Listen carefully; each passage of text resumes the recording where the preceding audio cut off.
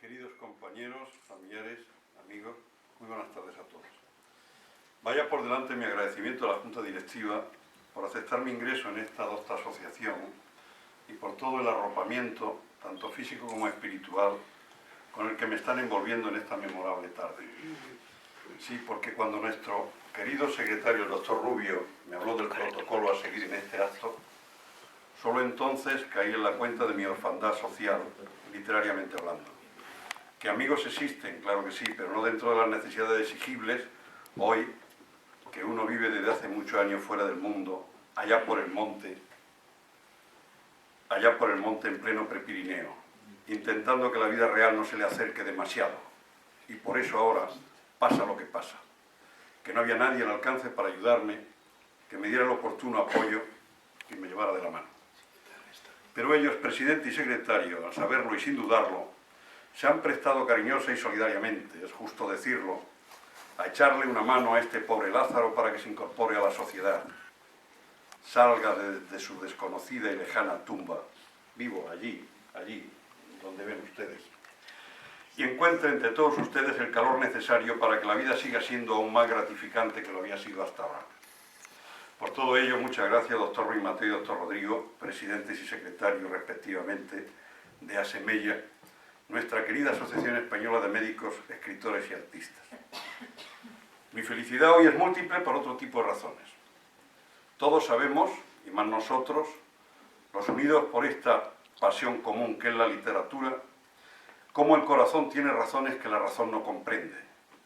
Por eso tal vez los artículos y cuantas cosas podamos alumbrar en la vida no los elegimos casi nunca, nos eligen ellos a nosotros, como alguien sabiamente tiene dicho. Y ella, la literatura, ha permitido que misteriosa y caprichosamente, una vez más, sentimientos como los de esta tarde sirvan para mi feliz reencuentro con amigos y compañeros de internado y carrera que hacía 40 años no nos habíamos abrazado. A todos ellos, don Javier Ortiz, cordobés curtido en 1000 trajines poéticos por la patria de Góngora, y al que he acudido en socorro de esta tarde como auxiliar e imprescindible mozo de espadas. A don Juan Castaños, a don Santiago, al doctor Cabranes, que me acaba de decir que no ha podido venir, y que compañero del alma. Muchas gracias por la alegría de vuestra presencia. Al doctor Palomino, José Luis, muchas gracias por venir. Estoy seguro de que solo el poder de nuestra personalísima y bendita memoria histórica os ha traído más que mi humilde aportación en esta tarde a la sociedad. Pero es que además, como ha apuntado el doctor Rodrigo, después de toda una vida de vivir transterrado en Huesca, tras haberme pasado 6 años de carrera estudiando, soñando y sufriendo en el vecino Ateneo y en su sala más silenciosa y apartada, el Palomar, ahora volver a este noble entorno vital que constituye la auténtica patria de mi juventud, comprenderán que es toda una emoción sobrevenida.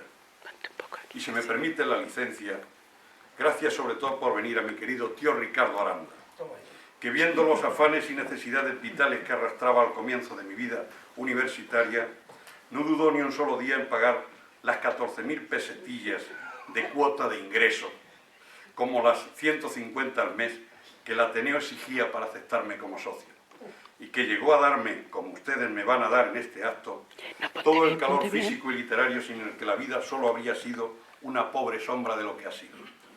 Mil gracias, tío Ricardo, aunque haya tardado casi 50 años en dártelas. Por todo ello, gracias finales, y como en alguna ocasión dijo un pintor de mi tierra aragonesa de adopción, señor Beulas, tras el panegírico obligado a la presentación de una de sus múltiples exposiciones, él, aragonés de pro, por toda respuesta y mirando a uno cualquiera de sus cuadros, dijo: yo soy esto. Pues bien, yo en la misma línea, si me lo permiten de nuevo, les traigo un relato sobre el lenguaje médico. Ahora que la palabra hablada está siendo tan denostada, se está muriendo tanto en el cadalso de la falta de tiempo de muchas consultas, como en medio de todo el déficit, tanto emocional como cognitivo y social, a que todos los vanguardistas dispositivos electrónicos nos están lamentablemente abocando. Y como a pesar de este relato, uno no puede olvidar nunca a los otros hijos del alma, los artículos que lleva escribiendo en alguna revista que otra y en la prensa regional, durante 25 años casi ya, al final, si nos quedase tiempo, me van a permitir que en la mistura, en la miscelánea presentada, incluya la lectura de aquellos artículos de contenido médico-social que ustedes consideren oportuno o que el cicatero tiempo nos permita. Mil perdones por esta tal vez prolongada introducción y gracias de nuevo. Y comienzo con el primer relato. Lo titulo de la dermopatía al escocío o del lenguaje médico. Y lo dedico a todos aquellos compañeros médicos que un buen día decidieron hacer del lenguaje sencillo una herramienta curativa. Doctor Cabrane acaba de llegar, es un placer tenerte, José Antonio. Y empiezo. Don Antonio había sido un médico muy leído durante sus años de licenciatura, cosa normal por aquellos años. Tanto como interesarle la anatomía y la fisiología, le interesaba el alma humana. Y como Freud había sido contestado por sus discípulos, él ya dudaba sobre si sería la sexualidad o el instinto de poder lo que realmente movería el mundo. Así es que decidió dejar esas farragosas y sesudas disquisiciones para los demás. Prefirió no navegar por aquel alborotado mar lleno de incertidumbres, mientras pensó en recurrir a una serie de referentes médicos y literarios que le construyeran su capacidad curativa basada en la palabra, sus artes de sanador en el futuro. Convencido como estaba de que si el 80% de todas las enfermedades podrían tener un origen psíquico, entonces era de simples quedarse solo en el tedioso estudio de aquellas otras simplezas fisiológicas anormales, que según creía, no eran sino el último eslabón o consecuencia de cabezas más o menos desordenadas por el inevitable desorden de la vida. Puso todo su empeño en leer al gran Maimónides, aquel que curaba más como rabino que como médico. Y de él aprendió que la primera ley para un médico debía de consistir en cumplir con los sagrados deberes de humanidad, de que lo que primero era siempre el mantenimiento del confort espiritual de sus pacientes. Y aunque no llegaba a probar como él, con la propia lengua, la orina de ellos, para ver si podía estar dulce, sí que creía firmemente en las propiedades salutíferas de la suya, de su verbo. Con Marañón, otro gran médico y escritor, aprendió que para el enfermo entender lo que le pasa es siempre el primer paso hacia su curación. Así como también aquello, otro, de que el médico debería de interponer siempre una muralla de respeto entre él y sus pacientes. Pensaba transformarse, aplicar todos sus conocimientos con un único fin, ser lo más útil posible a sus pacientes, más con las simples palabras que con los indeseados efectos secundarios que ocasionaban todos los nuevos potingues que la moderna farmacopea iba poniendo a su alcance.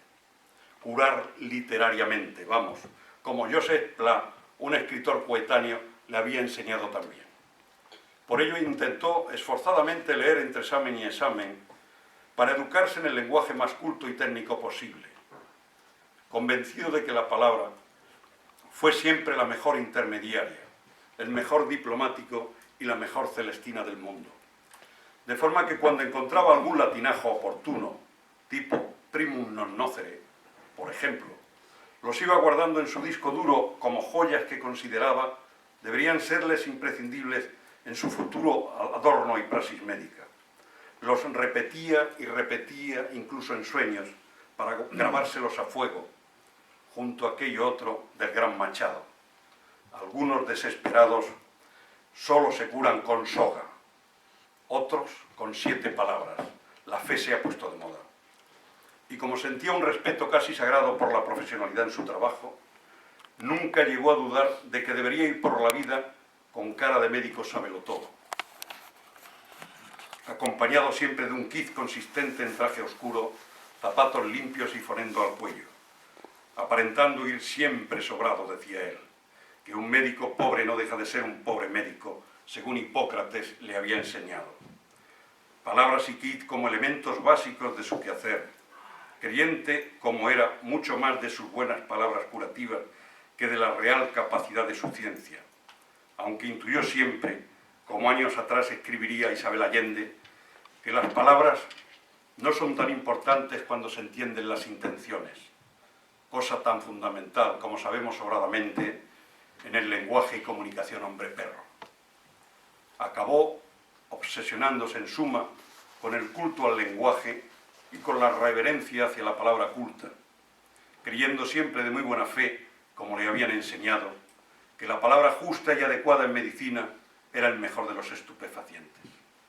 Y preso quedó finalmente, sin apenas percibirlo, de su rebuscado vocabulario, en el que se refugiaba como otros se refugian en cualquier tienda ordenada de ultramarinos, cuando ya no pueden soportar el desorden de la calle o de su propia vida.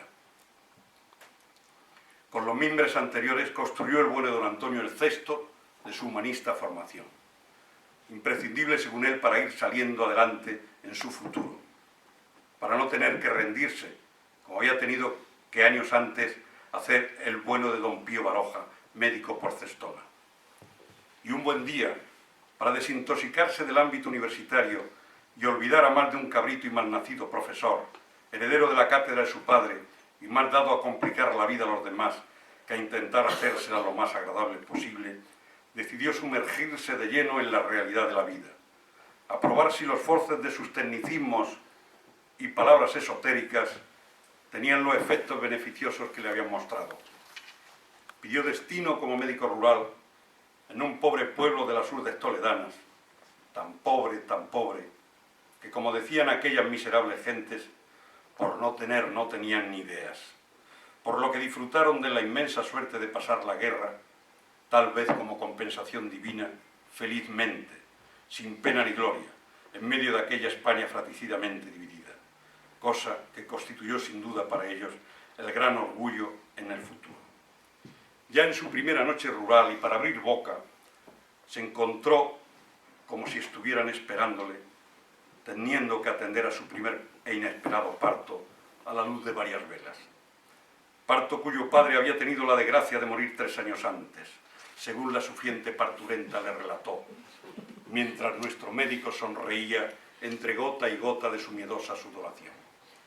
Y afanándose estaba, mientras le preparaban toallas sin agua caliente, en hablarles, en explicarles a las comadres asignadas como apoyo, a explicarles las sucesivas secuencias que se irían apareciendo, como periodo de dilatación, periodo expulsivo, cuando una de ellas, con una flor en un vaso, nos respondió: tranquilo, don Antonio, que hasta que esta rosa no se abra, no se abrirá ella. Mientras él, don Antonio, en medio de ese paradigma, pensaba en la ignorancia atávica de las gentes, como la gran fábrica de elaboración de mitos.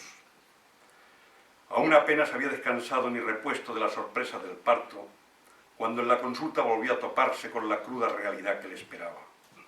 La repleta, llana sala llena de espera, y con las inevitables ansias por conocer al nuevo médico, como era de esperar, propias de gentes que jamás solían tener novedad alguna en sus vidas. Y en la puerta de salida, una apresurada paciente abrió la puerta, mientras colándose le decía: don Antonio, que mi Juanjo no puede andar, que vaya a luego a verle, que tiene los ojos de abajo hinchados. Y tras tomarle la dirección la inquirió: ¿y esos ojos cuáles son, buena mujer? A lo que la balbuceante pobre contestó: pues, ¿cuáles van a ser? Pues esos, los ojones, entre las sonrisitas y las miradas al techo de los que esperaban su turno. Menudo comienzo, pensó el bueno de don Antonio. A los pocos días, otra increíble sorpresa le esperaba. Hablando en plan freudiano con otra paciente que estaba de los nervios, según ella le dijo: pues con los problemas que tiene usted, señora, tendríamos que buscar y hablar tranquilamente con su inconsciente. A lo que la contestó la afligida señora: si es que mi marido, don Antonio, no podrá venir, que está muy trabajado.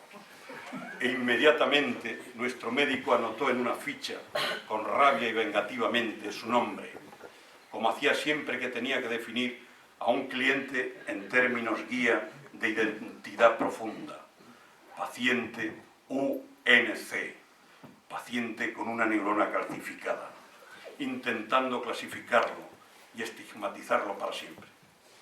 A otra paciente afectada también de angustia vital, como casi todas aquellas miserables gentes, le dijo que tenía una neurosis, una especie de disfunción psíquica, mientras ella acabó preguntándole a su vez: don Antonio, ¿y eso es bueno o es malo?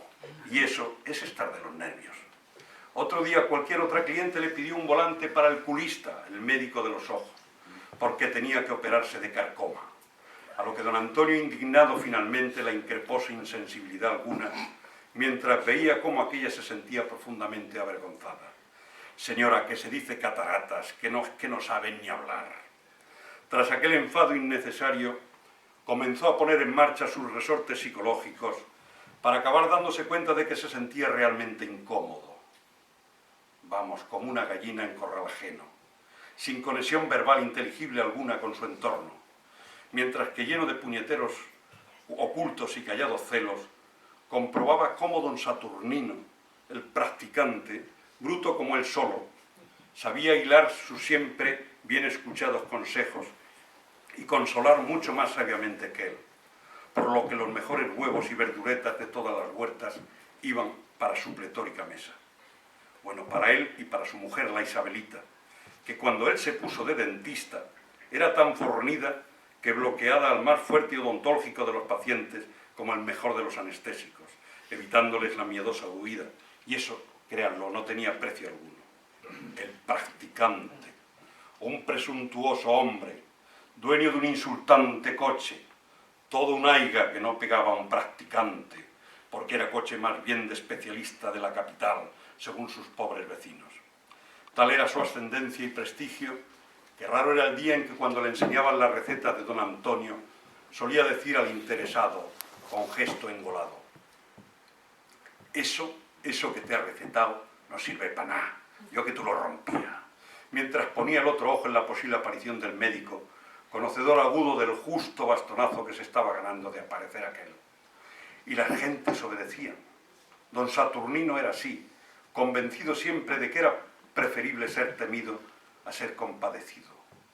Un hombre ufano siempre de que le llamasen Don Don, puesto que nada más llegar años atrás a aquel perdido pueblo, su empingorotada señora se encargó de propeler la especie de que su marido no era un practicante cualquiera, porque además era maestro. Tenía una segunda carrera, cosa que facilitó a sus vecinos la imposición pronta del vanidosete apodo. Y es que el que de piojo pasa a liendre da unos picazos que enciende, decían sus chongos vecinos conocedores de su humilde linaje. Al final don Antonio, sagaz como el solo, harto de reflexionar, cayó en la cuenta, a fuerza de examinar su actitud y comportamiento verbal, que su terminología médica culta era un fraude, no servía para curar, mientras que por el contrario su practicante sabía compartir sabiamente con ellos las cadenas de un mismo lenguaje. Y si a esto añadimos el que un día de aquellos en que andaba meditabundo, el tío Bienvenido, su cobrador de las igualas y confidente, le comentó que la gente estaba contenta con su saber hacer, porque daba como ningún médico anterior lo había hecho, la cifra máxima y la mínima de la atención, pero que no estaban contentos del todo, porque aunque sabía hablar muy bien, no entendían lo que quería decir, por lo que acabó comprendiendo finalmente que el manejo de un lenguaje popular, sencillo, era tan necesario a su oficio como la pastilla de jabón al baño. Se dio cuenta, en suma, que todo intercambio de palabras que no se alineara con el aceite virgen de la palabra inteligible acababa siempre teniendo un sabor insípido. En adelante se propuso el aprendizaje de una pazguata terminología como esta: feliz mujer, no se queje de su viejuz, que las hay peores. Bienvenido hombre, haga bondad y camine. María tranquila, que la sangonera de la nariz del nene no tiene cuidado. Macario, descansa bien hombre, para que el cerebro no te trabaje tanto. O bien, vaya lengua jasca que tienes, Valentín. Tranquilo hombre, que aún no hueles a ciprés, que no tiene importancia, que el dolor en el garganchón es por las pipas que te comiste ayer que te vi. Felisa, póngase esta pomada para el escocentor, si le duele en la parte bajera cuando su marido le administre el sagrado sacramento del matrimonio. Tranquila va Rafaela, que la ciencia está haciendo todo lo humanamente posible, le decía un antes de haber visto a un enfermo padre, y mientras liaba un cigarrillo de picadura en el umbral del dormitorio. En otra casa comentó un buen día: no me gusta el enfermo. Ante lo que algún hijo, falto de un hervor, según sus vecinos, le contestó el pobrecillo: pues no tenemos otro, don Antonio. Y entre frases contundentes del tipo de las anteriores y una nueva terminología como astrosis, cojonivitis, tigretol, hernia fiscal, por poner algunos ejemplos, se fue construyendo en suma un vocabulario propio a la medida de lo que iba observando, porque tenía realmente la lamentable impresión de ser un médico a medio hacer, y lo hizo practicándose con constancia como una lobotomía psíquica prefrontal para poder entender y conectar con sus queridos pacientes. Y con parecida perplejidad a la que se observa en un entierro, por ejemplo, fue comprobando poco a poco cómo en la medida en que iba simplificando su lenguaje, hasta casi rozar la nada, pasó de ser respetado por su profesión y sabiduría a ser querido, tras haber esforzadamente traspasado el umbral de sus almas con la palabra que ellos sabían comprender. Y es que en los ambientes no cultos, la gente dice lo que piensa sin importarles un pepino el que dirán, educados ellos en la escuela de la vida y de la sencillez. Acabó por entender finalmente el bueno de don Antonio que la cultura literaria era para él más una carga que un orgullo, no sin recordar aquello que Chesterton le había enseñado: he visto la verdad y no tiene sentido seguir por ese camino. Por lo que decidió guardar su ampuloso lenguaje para las ocasiones en que hablase con el médico del pueblo vecino, que andaba celosete el hombre, viéndolo como un competidor joven y sagaz, en la suprema actividad que le había permitido ganarse holgadamente la vida hasta entonces sin complicaciones. Pasó en suma de tener un gesto preocupado, típico de quien ve que en su trabajo no consigue todo lo que desea, a disfrutar de una alegría y un optimismo desbordante, fruto no solo de su más suelto, cómodo y humanizado lenguaje, sino también de la aplicación a la vez de remedios y consejos de salud tan satisfactivos como eternos. Comenzó a hablarles insistentemente de que no había nada para conservar la salud como los doctores dieta, tranquilidad y felicidad, los pilares básicos y fundamentales de la auténtica salud.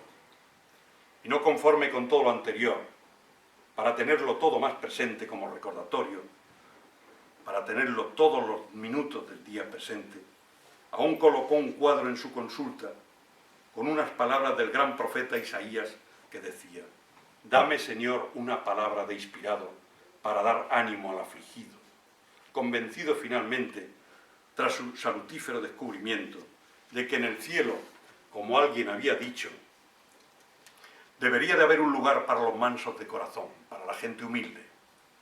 Con el tiempo, como decía antes, don Antonio fue recogiendo la alegría, los frutos de su hallazgo, entre los que estaban no solo el uso de la palabra sencilla, sino el aprender a abrazar más que hablar ante las tragedias ajenas, convencido de que las palabras ante el dolor de poco sirven, a abrazar y a sonreír, coincidiendo con Rabelais, el gran médico y escritor francés, en que las personas sencillas y alegres curan, o al menos consuelan y ayudan a bien enfermar y morir mejor, que decía al cabo de su feliz aprendizaje el bueno de don Antonio. Filosofía que siempre intentaba resumir cuando se ponía trascendente, hablando con los demás de sus experiencias galénicas por esos pueblos de Dios. En medicina, decía, es fundamental comprender a los enfermos y hablarles con sencillez, porque sólo así, amándoles y haciéndoles entender y haciéndose entender por ellos, uno siempre acaba por comprenderse, por consolarse y por no acabar jamás quemado, la nueva enfermedad de muchos médicos en los últimos años. Muchas gracias.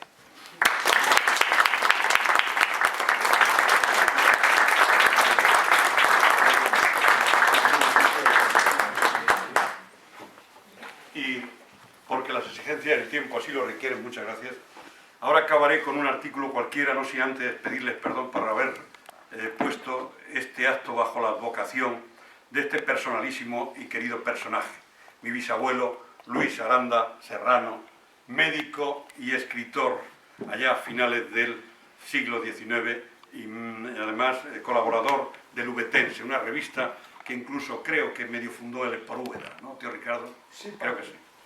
Así es que en la línea de la idealización platónica de la realidad que preconizaba el viejo humanismo y siguiendo las enseñanzas de uno de ellos, siempre he buscado, como el mismísimo Juan de Valdés decía, el equilibrio en la expresión, que debe ser clara y no recargada ni conceptuosa, que mi estilo sea natural y que lo que escriba sea como lo que hablo, y solamente tengo cuidado de usar vocablos que signifiquen bien lo que quiero decir, y dígolo cuanto más llanamente me es posible, porque a mi parecer ninguna lengua está bien la afectación. Para terminar, permítanme como muestra este botón entre mi artículo de muchísimos años. Se titula De médicos y medicina y lo dediqué a mi hijo Pablo, en un momento en que me preguntaba si merecía la pena hacer medicina. Mi hijo Pablo, quien dicho sea de paso, hoy dirige felizmente un laboratorio de terapia celular allá por Pamplona. Está escrito en el 18 de junio del 2000, publicado en el diario Alta Aragón y salió en la revista Jano. De médicos y medicina, a mi hijo Pablo.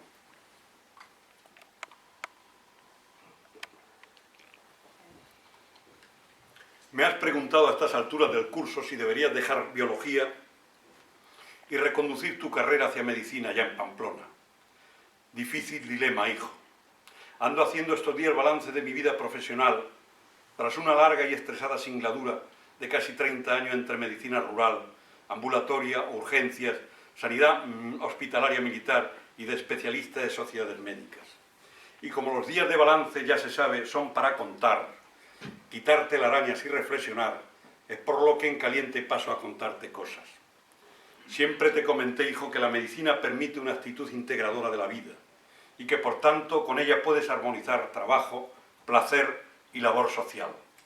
Es lo que has percibido en casa y eso sería, en fin, sería todo lo que más puedo desearte en tu futuro. Y qué cosa más natural sería, como siempre lo fue, el que tú heredases parte de mi esfuerzo y, por tanto, de mi clientela. Pero sabe también que es muy gratificante, en caso de no seguir mi huella, el tener una estimación social propia, ni urdida ni heredada de tu padre. En medicina, Pablo, están surgiendo, como en todo, nuevas variables que debes de conocer. Cada día es más improbable el viejo trinomio de medicina, vocación, felicidad. Esto se ha convertido, quieren convertirlo en un oficio corriente, en donde la productividad y la eficacia sean los parámetros más válidos, mientras cada vez más muchos compañeros, te lo aseguro, se sienten más alejados de las esencias de la vieja y clásica cópula mágica y curativa que ha movido desde Hipócrates a la medicina, la relación entrañable médico-enfermo. Y ello porque, entre otros muchos males, a casi todas las facultades de medicina les ha importado un bledo nuestra posible formación humanística, preocupados como han estado y lo están solamente, porque todo el mundo puede aprobar el MIR al acabar, sin el cual difícilmente nadie sale adelante. Así es que, desde el primer día de tu carrera, si la inicias, te llenarás la cabeza de datos y más datos para la maldita prueba. Y aprobarla será tu único norte y tu permanente obsesión durante 6 largos años, en el que ni te quedará tiempo para los deportes, la literatura o la vida. Acabarás y precisarás otro par de años para competir entre miles de camaradas para las pocas plazas ofertadas al año y conseguirás con mucha suerte una plaza que te catapulte hacia Badajoz, por ejemplo, en donde invertirás otros 3 o 4 difíciles años como residente, mientras te adaptas en hacer posiblemente la especialidad no deseada, si el número que sacases en el MIR de Marras no fuese alto, para optar con prioridad. Hasta es posible que tras los 11 o 12 años del calvario antedicho, acabaras la especialidad y tuvieras que malvivir haciendo sustituciones nocturnas y dominicales de esas de a 6 euros la hora. Por el contrario, con suerte otra vez y una vacante en Las Palmas, acabarías de guanche adoptivo si es que aún te quedaban fuerzas y superabas una segunda prueba casi tan fuerte como la primera. Sería entonces cuando, lejos de los tuyos y con el mar de vecino, para poder ensimismarte, te darías cuenta del fraude al que te ha sometido la vida. Y ya volando solo te darías cuenta además de la tremenda y apabullante responsabilidad que tendrás entre las manos, siendo cada día dueño y árbitro de las vidas ajenas, comprobando y aprendiendo el que casi nadie se muere, como dicen los libros, después de tanto y tanto estudiar, padeciendo también, si eligieras una especialidad quirúrgica, horas y horas de quirófano cuajadas de una tensión no soportable ni en las peores peleas políticas, para llegar tal vez, cuando peines canas, a jefe de sección de un hospital, en donde algún usuario, así llaman ahora a los pacientes, auxiliar, celador o enfermero, ideologizado y sindicado él, puede que hasta te llame el Aranda, en plan compadre, de tú a tú igualando a la baja, como le han enseñado jefes y estilos sociales tan en boga. Así de atrevida es la ignorancia, hijo. A cambio todo ello de ganar menos probablemente que cualquier propietario de una pequeña y digna funeraria. Mientras llegas a ese pseudocénit, estarás tan ocupado y tan lleno de tensiones, estudiando incluso muchas noches para ponerte al día en tu especialidad, que no tendrás ni tiempo para ocuparte relajadamente como desearías, ni de tu ocio ni de tu propia familia, que podría estallar finalmente, cosa tan frecuente entre médicos. Tienes, hijo, la campechanería suficiente para provocar la cordialidad necesaria para hacer medicina asistencial, un caprichoso deporte en que el contrario, que es la enfermedad, siempre acaba ganando. Y eso te aseguro que acaba por fastidiar, si encima sabes y añades que la confianza general en nosotros, los médicos, cada día es más escasa y que la sociedad solo llega a valorarnos cuando nos necesita, como a los clines, vamos. Sin duda va en progresión geométrica la persecución jurídica hacia nuestros inevitables errores de simple y vulgares mortales. La próxima vez que usted enferme, avise a su abogado, decía la pancarta de una reciente manifestación de médicos USA, cansados ya en un 62% de ser médicos diana. Todo lo anterior es parte resumida, esencial y probablemente parcial de la historia. Es agradable de saber cómo el informe recientemente emitido por el Consejo General de Colegios Médicos, admitiendo y alertando de que dentro de 10 años pudieran sobrar unos 22.000 médicos en nuestro país si las cosas no se fuesen arreglando antes. Acabo recordándote, Pablo, como sabes mejor que yo mismo, que cada célula tiene 46 cromosomas y que cada uno contiene 100.000 elementos de información llamados genes. Y aún están por descubrir el gen de la impostura, el de la mala educación, el del caciquismo, el de la vulgaridad, el de la estupidez, el de la cobardía y el de la ignorancia complacida entre tantos y tantos otros. Está casi todo por hacer en biología. Perdóname si todo lo que te cuento lo consideras pesimista, pero es que por junio todo lo que hago o digo está bajo la presión del dolor que mi hernia fiscal cíclica y anualmente me produce. Tú sigue con tu esperanzada vida y procúrate el camino que consideres más oportuno, porque las leyes de la gravedad no deben de implicar el que cualquier hombre renuncie a volar por sí mismo y en cualquier dirección cada nuevo día que amanece. Muchas gracias.